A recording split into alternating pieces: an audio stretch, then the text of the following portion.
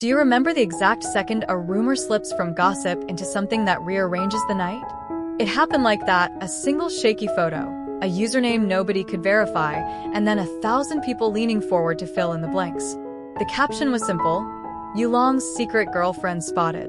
No byline, no confirmation, only the image and a crowd prepared to believe what it wanted. That tiny ember caught instantly. Within hours it became a blaze.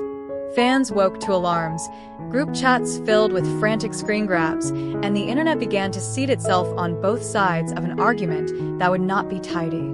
At first glance, the photo meant nothing. A figure half-turned, a scarf, a cafe table, a hand resting on a cup.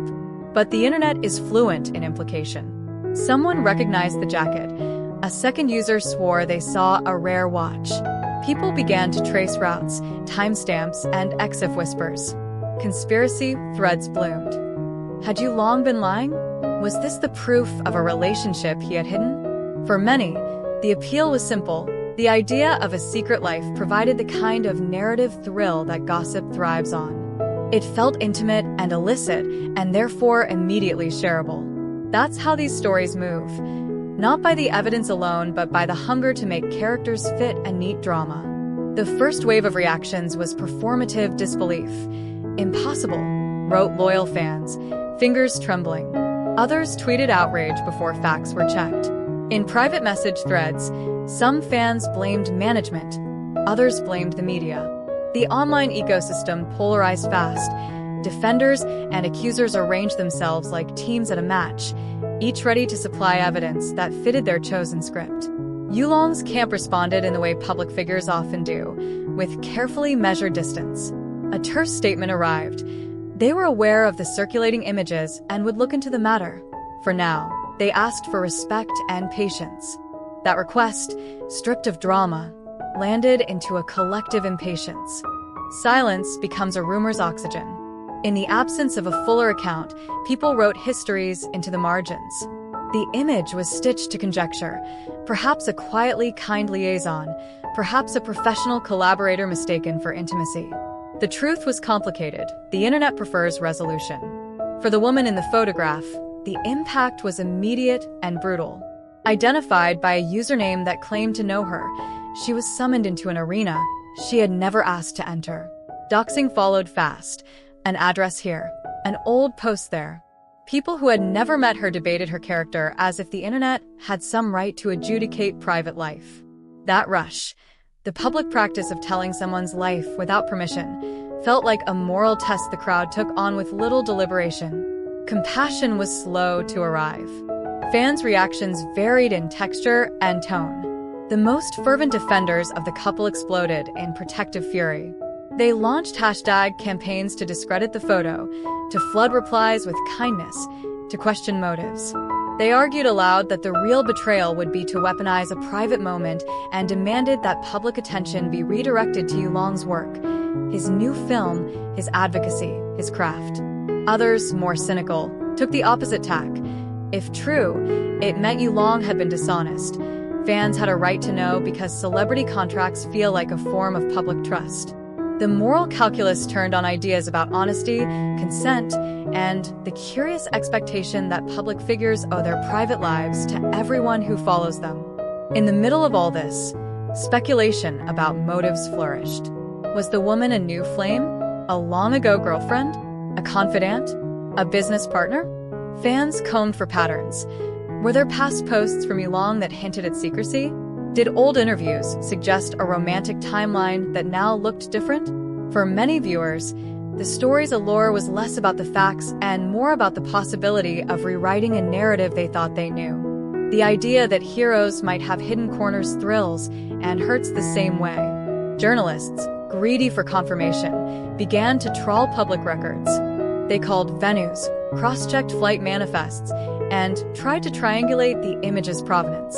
Some reputable outlets urged caution. A photo is a fragment, context matters, and privacy is a value that must be weighed.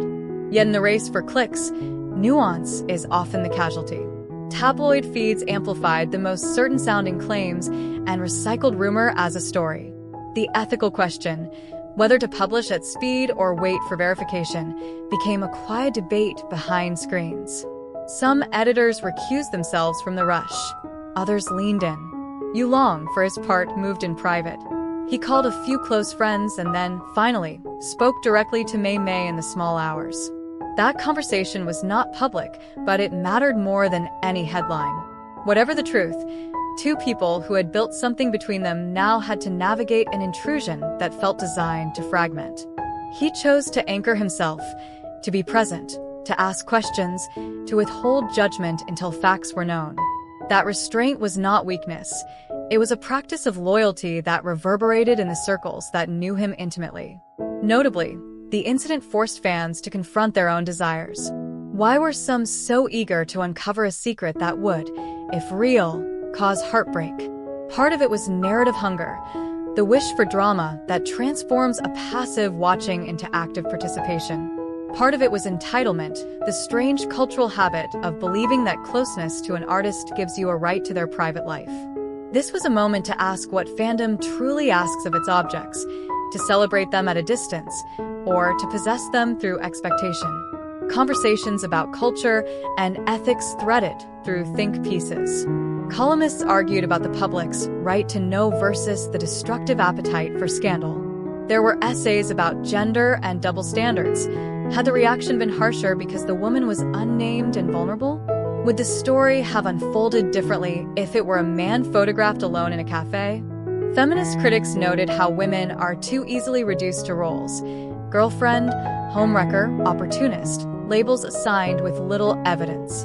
The debate broadened from a single image into a reflection on how online communities assign guilt. The scandal also revealed the social mechanics of reputation.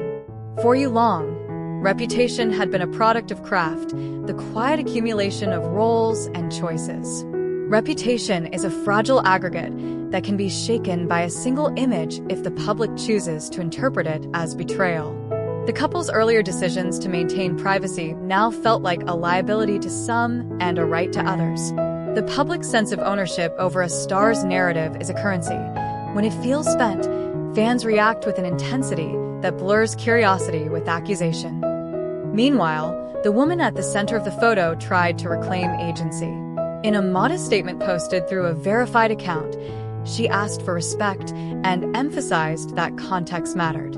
She spoke of boundaries, of being treated as a full person rather than a rumor.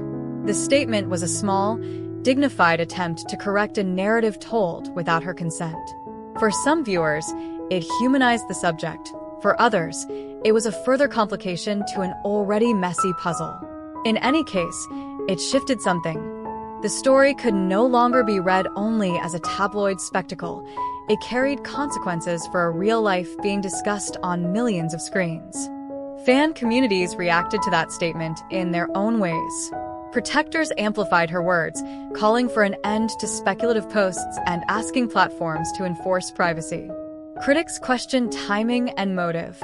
Conversation threads filled with arguments about agency, and some fans displayed an admirable humility, admitting they had jumped to conclusions. That admission mattered. A community that can correct itself has the capacity to be kinder. PR professionals watched for the fallout. They counseled for clarity and deliberate pacing. Issue a brief statement, focus on work, limit public appearances for a while, and let the rumor burn out. That strategy is pragmatic. Attention is volatile. Truth, when it surfaces, can be less sensational than conjecture. Yet the real recovery is not only about public relations. It's about rebuilding trust with fans in a way that acknowledges hurt without weaponizing privacy. There were consequences beyond the gossip columns. Production schedules adjusted. A promotional shoot was quietly rescheduled to protect the cast and crew from intrusive crowds.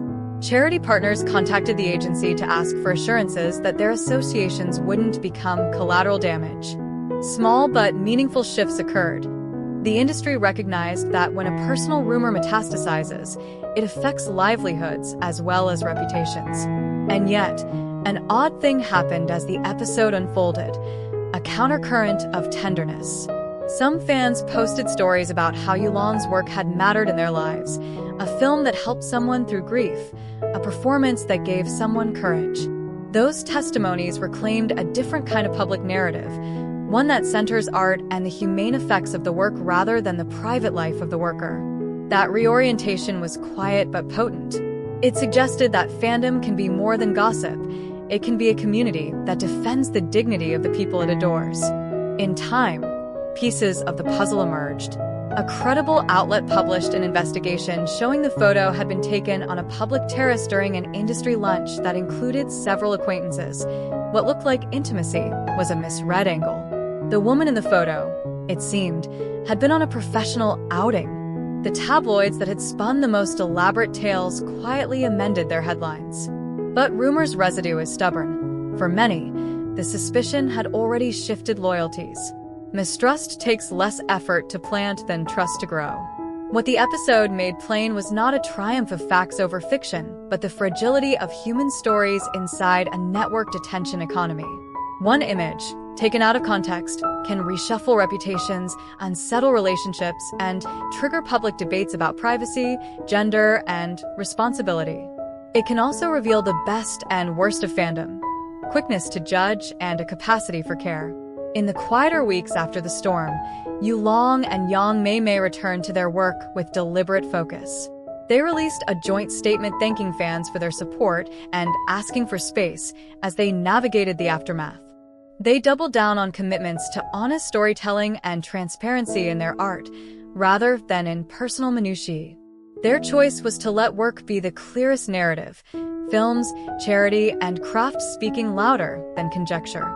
For fans, the moment became a lesson, a test of whether affection can survive not by consuming a star's private life, but by celebrating the public gifts they offer. Rumors will come, images will be read and misread. But how a community responds, with haste or with restraint, with cruelty or with care, is itself part of the story. In the end, what should be remembered is simple. People are not plot devices.